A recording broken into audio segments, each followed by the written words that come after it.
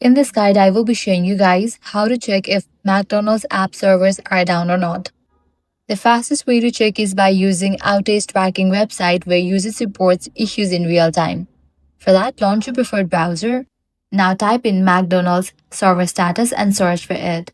Different website links will appear.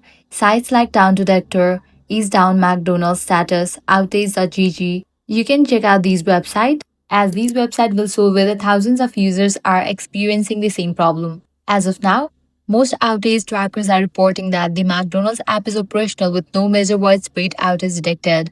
Another good way to check is searching social media platforms like X or Facebook for terms such as McDonald's app down or McDonald's app not working.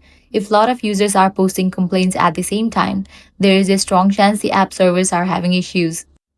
And that's it. This way you are able to check whether the McDonald's app is down or not. If this guide was helpful, do not forget to like, share, and subscribe.